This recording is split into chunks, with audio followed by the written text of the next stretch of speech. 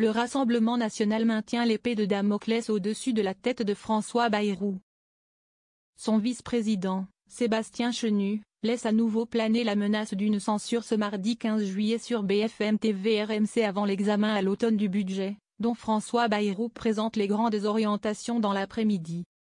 Si vous demandez des efforts supplémentaires aux Français, quelles que soient les catégories, travailleurs, retraités, jeunes, fonctionnaires, nous dirons non, prévient-il. Avant de, plus explicitement, promettre de renverser le gouvernement dans l'hypothèse où François Bayrou voudrait faire les poches des Français. Si le parti d'extrême droite prenait une telle décision, le Premier ministre pourrait tomber. En effet, les voix des troupes de Marine Le Pen deviennent décisives dès lors que la gauche dans son ensemble se prononce pour la censure. Or celle-ci menace clairement de passer aux actes, y compris les socialistes, du moins une partie d'entre eux. Impôt déguisé. Pour François Bayrou, qui ne peut s'appuyer sur une majorité absolue à l'Assemblée nationale, il sera difficile de trouver des terrains d'entente avec les oppositions, lesquelles votent traditionnellement contre les textes budgétaires. Sébastien Chenu s'oppose à plusieurs pistes envisagées par le gouvernement, qui cherche à économiser 40 milliards d'euros pour ramener le déficit à 4,6% du PIB l'année prochaine, contre 5,8% en 2024.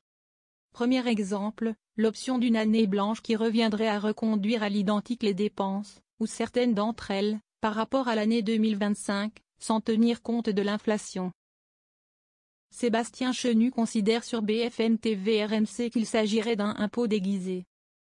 Cette année blanche touche les plus pauvres, donc s'y est-il une façon tout à fait injuste de commencer ce travail sur le budget, déplore-t-il. Aux yeux du député du Nord, il en va de même pour le gel du barème de l'impôt sur le revenu. Vous aurez des gens qui vont changer des tranches et se retrouver à payer des impôts ou plus d'impôts, alors qu'ils n'en payaient pas ou qu'ils en payaient peu, pointe-t-il. Dépenses tabous. Toujours dans cette lignée, Sébastien Chenu s'inscrit contre des coups de rabot pour certaines niches fiscales comme le crédit d'impôt sur l'emploi à domicile. Si est-il catastrophique. Ce sont souvent beaucoup de personnes qui sont employées, qui ont des petits salaires, qui aident au quotidien les Français, déplore-t-il.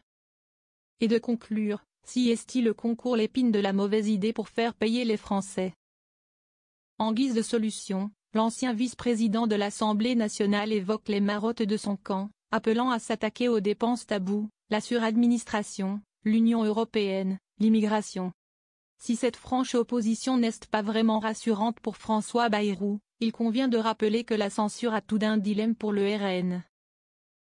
En effet, Marine Le Pen a été condamnée en première instance le 31 mars dernier à une peine d'inéligibilité de 5 ans avec exécution immédiate pour détournement de fonds publics dans l'affaire des assistants parlementaires du Front National.